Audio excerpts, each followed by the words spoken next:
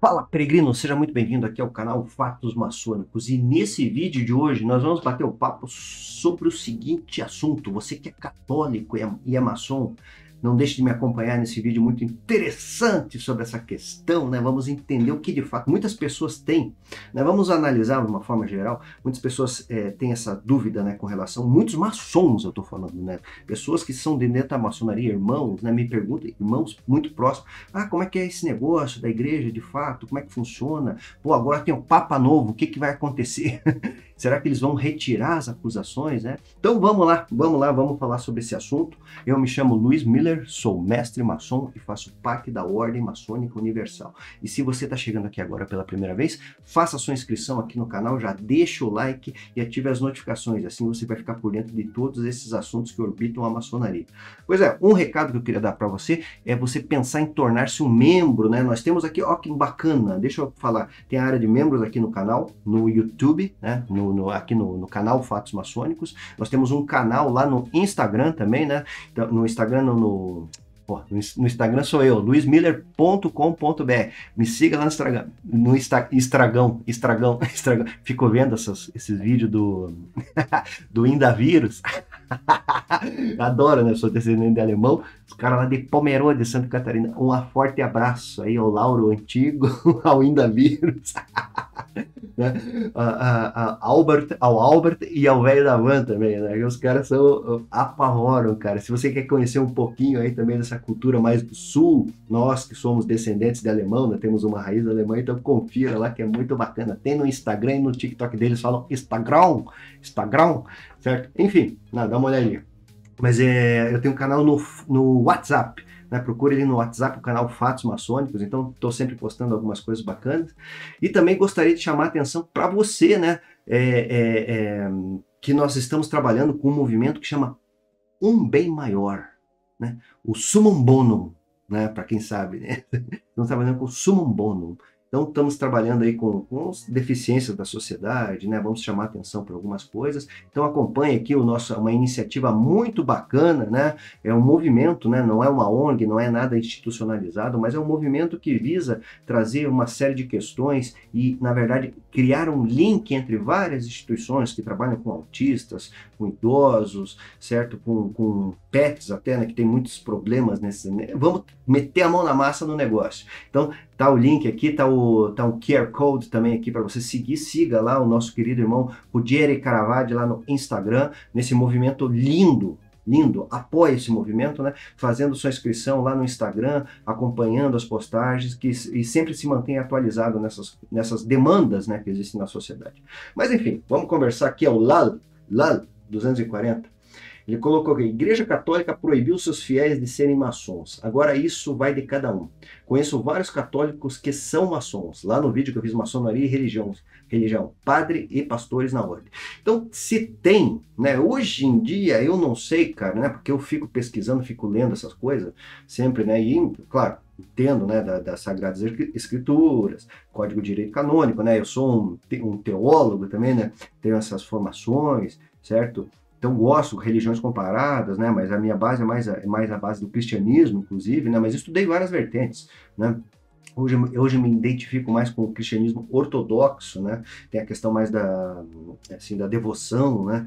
É um pouco diferente do católico romano, né? Que fica mais na questão da doutrina em si, no sentido de estudo, né? Uma coisa mais profunda. Estou falando num patamar mais elevado da questão, né? Então, enfim, né? Isso traz, né? Isso, obviamente, sou maçom, né? Sou maçom também, né? Então, é uma questão que traz muitas dúvidas, né? Porque quando surgiu a maçonaria, 1717, né? O negócio, daí entrou, na verdade, o que aconteceu, né? Foi aquele negócio, né? Eu tive um grão-mestre aqui no Paraná, eu trabalhava no Conselho do Estado, aqui no Conselho do Estado do Grande Oriente do Brasil. Então tive a honra de trabalhar de 2015 a 2019 como conselheiro do Grande Oriente do Brasil, aqui no Paraná, certo? E tinha lá o nosso grão-mestre, na ocasião era o Luiz Rodrigo Larson Karsten. Aí ele falou uma coisa muito bacana, né? Eu trabalhava no governo naquela época e tal, né? Daí ele trabalhava lá na área de segurança, essas coisas todas. A gente estava uma vez batendo um papo e eu não sei se ele até vai lembrar, mas é que isso marcou bastante, que ele falou assim, ó, a publicidade, porque daí você mete a cara para bater, né, cara? Você dá a cara para bater e prego que fica para cima da madeira sempre leva porrada, né? Daí ele falou uma coisa que é muito sensata, né? Uma pessoa muito iluminada, que ele falou assim, a publicidade ela traz a imagem para o bem e para o mal, né? Porque daí você vira ponto de referência de uma série de coisas, como aqui, né? Na história do canal é isso daí. Eu acabei virando uma referência lá no começo, fui queimado em praça pública, né? Mas depois me reinventei, né? Então os caras me crucificaram, haters pra caramba, os caras uns malucos, irmãos não entendiam o que era esse negócio, o pessoal contra pra caramba, né? Hoje já tem apoio da grande maioria das grandes lideranças aí da maçonaria, né? Aqui no Brasil e internacionalmente. Então, pô, para mim é uma maravilha esse negócio, falar de uma coisa que eu adoro, né? E daí ele falou, né, essa questão da publicidade, é um fato, né? E o que aconteceu na maçonaria nesse sentido?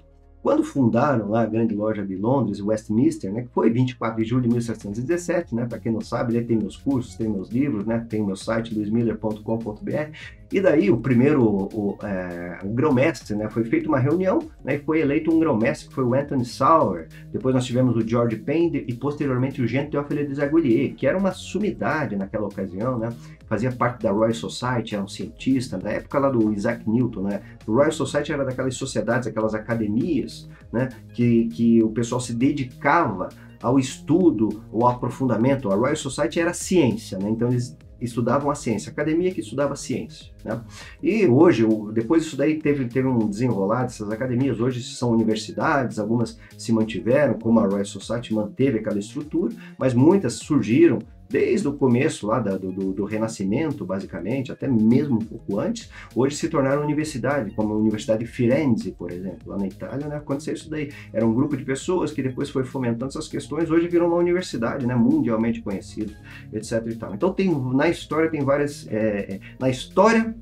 histórias que contam essa história, certo? Então nós temos aí vários exemplos disso daí.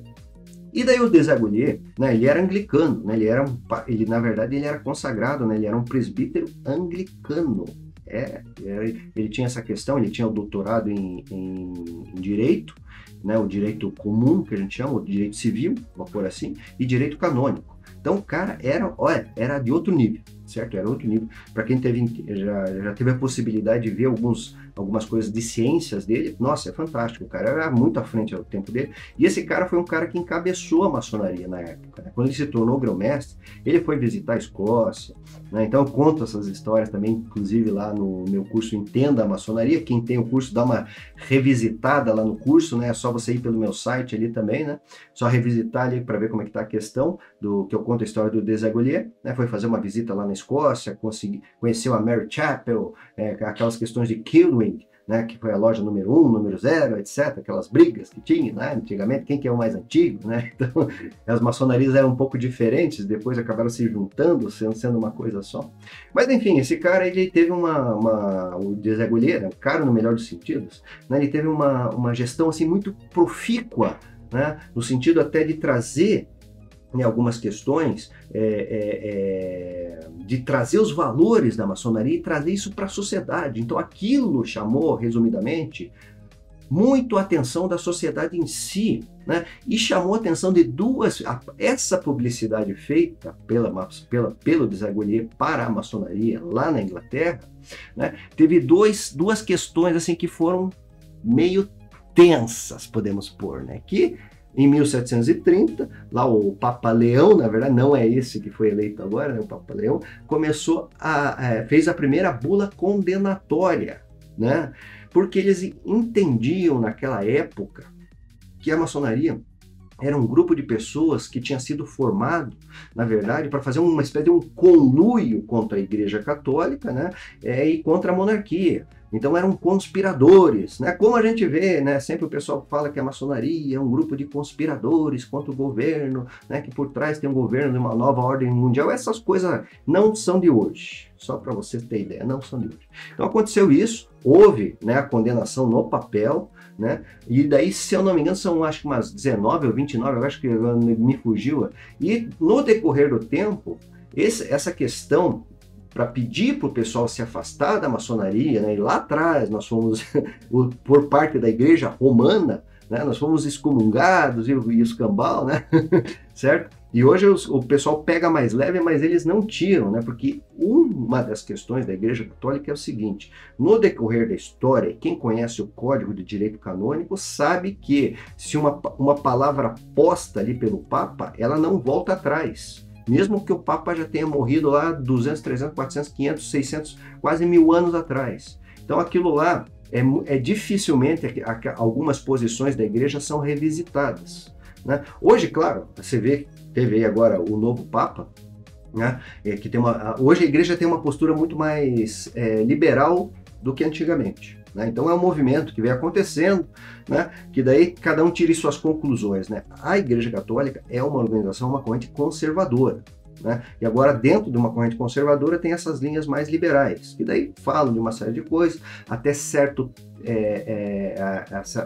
até em certo estado, né? Até em certo volume, isso é benéfico, né? Mas em muitas questões isso daí não é muito bom, não, né? Então tem que se manter o conservadorismo em relação a isso, né? Dentro da maçonaria é a mesma coisa, né? Não tem nada a ver com religião, né? Mas a maçonaria é tradicional, ou seja, trabalha com valores antigos, certo? Voltando à questão da Igreja Católica, né? Cada vez eles foram reiterando essas condenações. Então, por parte de Roma, né, eles falam até hoje que, até o falecido Papa Francisco agora, o saudoso Papa Francisco, né, reiterou essa posição da Igreja com relação aos maçons. Se você é católico e é maçom, né, se afaste, né, se você é católico romano. E aí é um detalhe. Hoje, para você saber, existem mais de 200 linhas, né, de catolicismo, certo? Então você tem as igrejas ortodoxas, a Igreja Católica Brasileira, a Igreja Católica Liberal, a Igreja Veterocatólica, e eu não vou ficar falando aí de todas as linhas que existem mais de 200 linhas para você ter ideia, né? Linhas ortodoxas, existe a igreja que daí cada uma é autocéfala, né? Ou seja, tem a sua gestão separada, né? Cada uma tem suas diretrizes, né? Quanto uma série de coisas, né? Hoje é muito mais comum a gente ver, por exemplo, padres casados. E esses padres fazem parte da Igreja de Roma? Não, são de outras linhas, né? Certo? Então, como existe essa questão do celibato, que é uma premissa lá da Igreja Romana, em outras igrejas não é. As posições e os códigos, né, os cânones que essas igrejas acabam formulando ou formularam, etc. e tal, né, cada um vai seguir sua diretriz, seu regramento, né? E nem todas as igrejas condenam a maçonaria, né? A Igreja de Roma, sim. A Igreja de Roma, o padre não pode casar, certo? E condena a maçonaria, vamos pôr desse jeito. Nem todas as outras, né? Tem algumas outras que seguem essa linha, né, de condenação com a maçonaria, mas nem todas são assim, não é 100% catolicismo. A gente fala em cristianismo, né, para você entender, é uma corrente, né, feita por Cristo, tal, etc., né, que se formou a partir de Cristo, melhor falando, né, mas claro, a Igreja de Cristo, né, somos todos nós. E depois surgiu, né, as primeiras divisões, que foi o protestantismo lá do Lutero, as teses de Lutero. Isso daí foi século XVI, né, final do século XVI, 1594, né, se eu não me engano, as 95 teses de Lutero, 93, 95 teses de Lutero, certo? E depois nós temos aí as linhas que foram surgindo, né? Primeiro surgiu era muito heterogêneo o cristianismo. Depois Roma conseguiu organizar, né? Daí começaram os concílios, etc. e tal, foram melhor organizados os concílios. Ali houve assim uma hegemonia da questão do cristianismo em si, muitas coisas foram aceitas. Daí nós temos os concílios que foram chancelando, debatendo, né? Eram conselhos de cardeais, de padres, de bispos, etc. e tal, naquela ocasião. Hoje são cardeais somente, né? Enfim, né? Que foram fazendo o regramento, né? Mas com o tempo foi passando, nós temos a primeira lá em 1053, né, que é o afastamento dos patriarcado de Constantinopla, da Grécia, né, da Rússia, etc. e tal. Surgiram os patriarcados assim, com uma força muito mais separada, né, podemos pôr, né, autocéfalos, como eu falei, e a igreja continuou seguindo. Depois nós tivemos aí a bula da infalibilidade, que foi um negócio que de 1870, né, na verdade, que falava ou foi 1780, agora não lembro, acho que foi 1870, que falava da chamada bula da infalibilidade papal, né, reiterando o que já vinha acontecendo, ou seja, o que o Papa falar, né, aquilo é lei, né, e não volta atrás. Né? Muitas igrejas, na verdade, não concordavam com isso daí, porque o Papa viam, é um iluminado, vamos dizer, é um consagrado, é um pontífice, faz o link entre a divindade e o ser humano, é o chefe ali da igreja, né, dessa corrente. No entanto, é um ser humano, né, pode ocorrer falhas. E ali, aquela bula fala que não, é tudo que o Papa falar, mesmo estando errado, está certo. Então isso aí criou uma confusão, né, e é só a gente constatar através da história que surgiram muitas linhas do catolicismo, mas a igreja continuou firme, né, tocando seu barco ali e tal, né, vivendo sua vida, mas muitos bispos não concordaram e saíram e fundaram outras igrejas, né, que são essas igrejas aí que eu comentei, né, e você pode fazer um apanhado aí mais amplo dessa questão, se tiver interesse em entender melhor esse lance, né, fazer uma pesquisa a respeito de quantas igrejas católicas existem, certo? E nem todas, como eu falei, né, condenam a maçonaria, algumas condenam, outras não, né? Enfim, tem essa questão. Daí o que fica? Né, o que a gente tira desse lance todo? Né? Vários católicos são maçons, sim, vários católicos, né? E alguns padres são, assim, fazem vista grossa a questão, né? E eu acho que na verdade, é um bom posicionamento dos padres, porque eu conheço muitos maçons que ajudam demais, né, nas paróquias, nas igrejas, etc e tal, certo? E se não fosse esses maçons, a igreja teria muitas e muitas dificuldades, né? Porque você sabe como é que funciona o esquema da igreja, né? Eles montam a igreja, né, lá num bairro, sei lá, num país, numa cidade, às vezes uma cidade pequena, falando assim, lá da base da pirâmide, né? E se a comunidade não ajudar, aquilo não prospera, né? Aquilo não vai. Então, sempre, a maçonaria no histórico, principalmente no Brasil aqui, certo? Sempre auxiliou a igreja. Nós tivemos muitos padres, né, que eram maçons, faziam parte, mas a igreja, mesmo recebendo muito auxílio das correntes maçônicas, das lojas maçônicas, né, e recebe até hoje, mesmo assim mantém essa questão. Então fica de cada um, na verdade, né, se você quer seguir Roma, né? Ou você pode se tornar um outro católico, daí você não é excomungado pela outra igreja, pela igreja ortodoxa, por algumas linhas, né, pelo menos, né? Você não é excomungado por ser maçom, né? Então, veja, faça uma reflexão nesse sentido, certo? E observe como que é o decorrer. Mas por parte de Roma, somos condenados, né? Nesse vídeo de hoje eu vou ficando por aqui. Espero que você tenha entendido o lance, né? É um assunto interessante, é um assunto pesado, né? Certo? Porque nós maçons, eu estou dizendo, pagamos o pato por nada, né? Por uma postura muito rígida que a igreja ainda mantém, né? Nessa questão conservadora, né? De não voltar atrás, assim, e eu assim, ó, vamos dizer, como um intelectual, né? Eu penso o seguinte, que lá na igreja tem muitos. Cara, os caras sabem do que se trata a maçonaria, né? Sabe que é um grupo de pessoas que se reúne em prol da sociedade, de uma busca interior, né? Pô, já conhece os caras, você acha que os caras não conhecem os nossos rituais, não sabem lá os graus superiores, tratam lá da questão do rei Salomão, não sei o que, etc e tal. A base da maçonaria são as Sagradas Escrituras. Pô, cara, sabe? Os caras sabem de tudo isso, só que por conta dessa questão lá de trás, de 1730, os caras não podem voltar atrás. Infelizmente, né? Mas vamos aguardar que as coisas mudem de característica, de figura, etc e tal. Nesse vídeo de hoje eu vou ficando por aqui, espero você no nosso próximo encontro para falar mais coisas a respeito desse sentido da maçonaria, né? E como ela influencia e impacta a sociedade. Fortíssimo e grande abraço. Você sabe bem disso. Para tudo é necessário planejamento. Já pensou em fazer um planejamento financeiro? Ninguém melhor do que uma pessoa tecnicamente habilitada para isso. Por isso que eu tenho uma parceria com a Palladio Investimentos e Recursos Financeiros. Consulte um dos nossos especialistas. Ele vai lhe apresentar um plano concreto de planejamento e investimento que realmente pode mudar a sua vida, através do consórcio imobiliário de altos bens e serviços. E se você não pensou nesse assunto ainda, faça uma consulta, você vai ver que vale muito a pena. Use o código 7777 no WhatsApp aqui embaixo. Palladio Investimentos e Recursos Financeiros, um negócio de irmão para irmão.